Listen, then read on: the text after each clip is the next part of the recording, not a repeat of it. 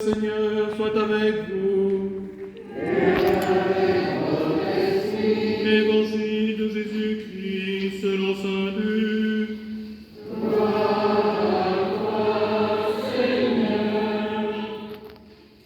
En ce temps-là, Jésus parlait à ses disciples de sa venue.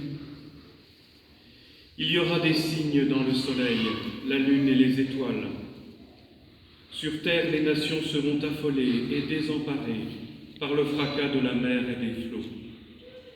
Les hommes mourront de peur dans l'attente de ce qui doit arriver au monde, car les puissances des cieux seront ébranlées.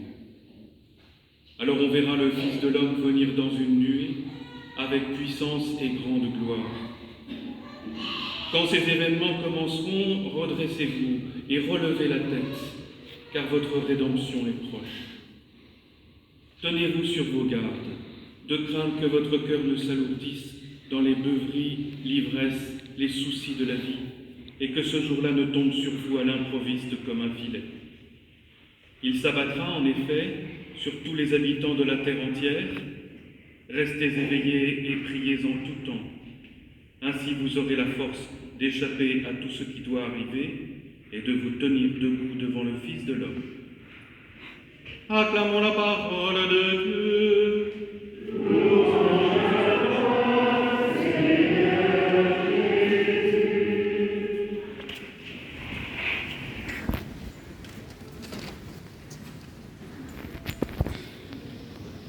Eh bien donc, bonne année.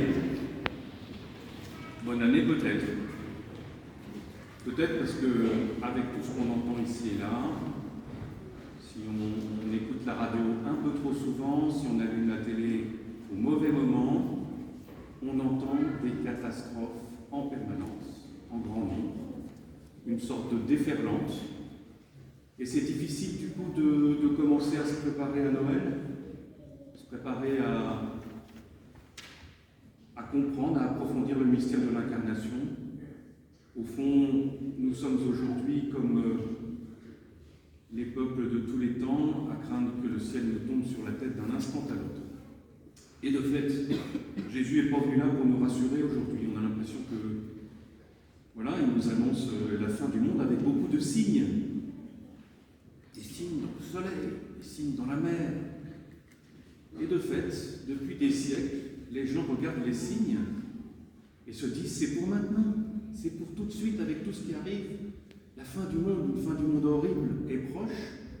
Et la plupart du temps, ceux qui nous alarment le plus ont comme objectif, il y en a qui sont bons objectifs, mais il y en a quelques-uns qui ont comme objectif de nous faire mourir de peur pour nous vendre un produit ou un autre, etc., pour nous vendre leur religion. De fait, si vraiment on meurt de peur, on se replie dans nos chambres, on ferme les yeux, on s'assoit, on ne fait plus rien. Et ce n'est pas du tout comme ça que Jésus veut nous préparer à son retour. L'Avent, c'est effectivement pour nous préparer non seulement à approfondir le mystère de la première venue de Jésus, dans son incarnation, mais aussi pour nous préparer à son retour, à son avènement dans la gloire. Un retour qu'annonçait il y a bien longtemps un certain prophète Jérémie, comme on l'entend dans la première lecture.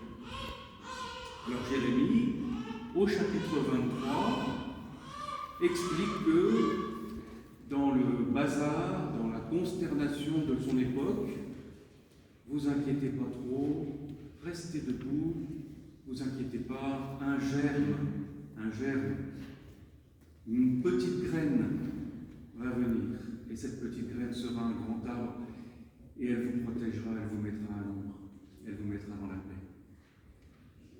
Et puis de fait, la promesse n'a pas tout de suite été tenue. Et quelques siècles plus tard, comme elle n'était pas tenue, et c'est là qu'on arrive au texte qu'on a lu tout à l'heure, un autre homme, prenant le même nom que Jérémie, pour se mettre dans son prolongement, un autre homme écrit presque le même texte.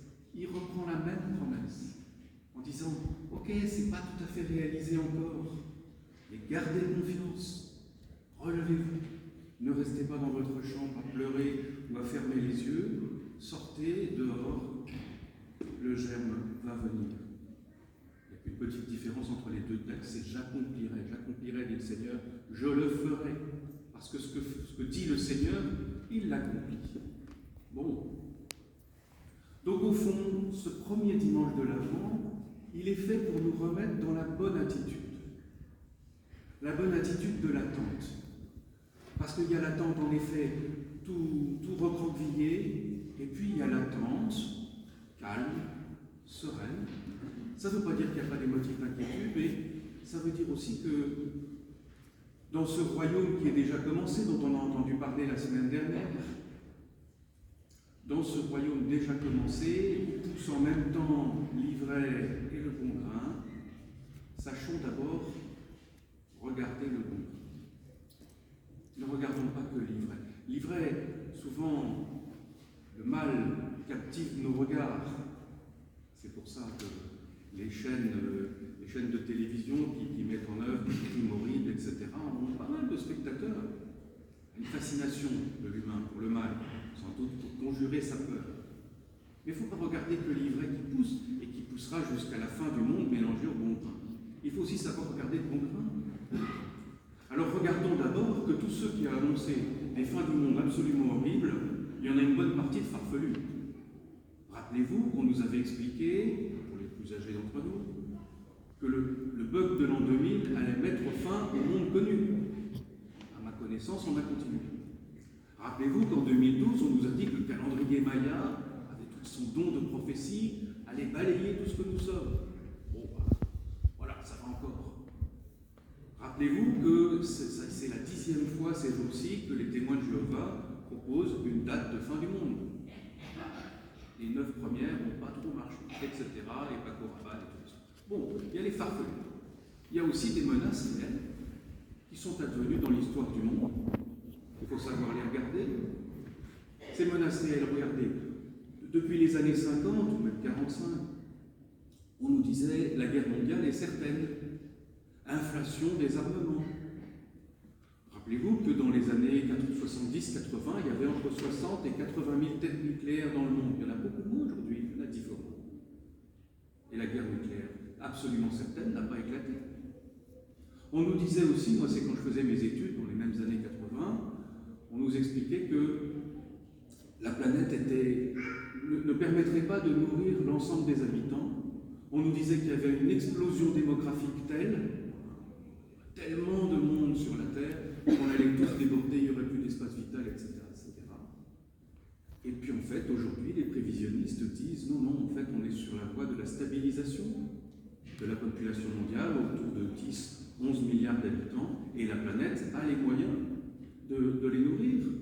Alors bien sûr, il faut faire des choses pour qu'on puisse nourrir, mais même en termes d'eau, de réserve d'eau mondiale, même s'il y a des problèmes localement, au niveau mondial, il n'y en a pas, etc.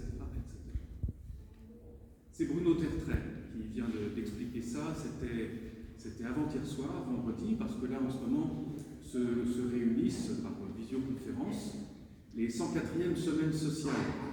Les semaines sociales sont des gens qui, depuis donc 1904, réfléchissent à l'avenir, regardent de près, de face, tous les dangers, toute l'ivraie qui nous menacent, tous les dangers qui, au fur et à mesure, se préparent.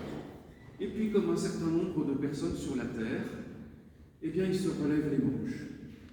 Au lieu d'être fascinés par tous les risques, par tous les signes dans le ciel et dans la mer, ils se disent, bon, regardons, essayons de faire tout ce qui est possible.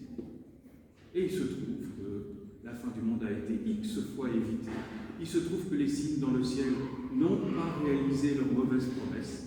Il se trouve qu'il y a matière là à avoir confiance, pas une confiance irraisonnée, mais une confiance au contraire raisonnée. On nous dit beaucoup de mal de l'homme par rapport à toutes les autres espèces, et certaines voix aujourd'hui se lèvent pour dire les animaux sont tellement mieux que nous, etc. Oui, l'homme a des torts, mais il n'est pas si mauvais que ça. Et la Bible dit qu'il est à l'image de Dieu, et la Bible nous dit que l'Esprit Saint travaille en lui. Il travaille en nous tous pour faire en sorte que nous entendions la promesse de Jérémie, nous entendions les consignes de Jésus. Dans la lettre aux Thessaloniciens, on nous dit bien que vérité, c'est la loi. Et la loi, c'est plus seulement la loi de Moïse, c'est la loi qu'a expliqué, qu'a révélé, qu'a poussé à son dernier retranchement Jésus. La loi, c'est l'amour. C'est aimer Dieu et son prochain comme soi-même. C'est-à-dire prendre soin de son prochain, ce qui veut dire aussi prendre soin de la planète. Et face à l'immense défi qui se pose aujourd'hui de la menace sur le climat, sur les ressources naturelles, etc., eh bien, il y a matière à faire face. Non pas à se laisser abaisser, à se laisser mettre à genoux, non pas à se laisser fermer les yeux, mais au contraire, à faire ce que font les semaines sociales, ce que font les chrétiens depuis toujours, c'est-à-dire relever la tête. C'est ce que nous demande le Fils de Dieu. Les hommes mourront de peur dans l'attente de ce qui doit arriver au monde. Les puissances des cieux sont ébranlées, certes, il y a matière à avoir peur de tout ce qui nous menace. Tenez-vous sur vos gardes, que ce jour ne tombe pas sur vous à l'improviste. Redressez la tête. Nous sommes venus ici pour redresser la tête, dans la confiance que la promesse du Seigneur se réalise toujours. Commençons l'attente de Noël, l'attente de la deuxième venue du Christ, dans la confiance, avec les manches et la tête relevée.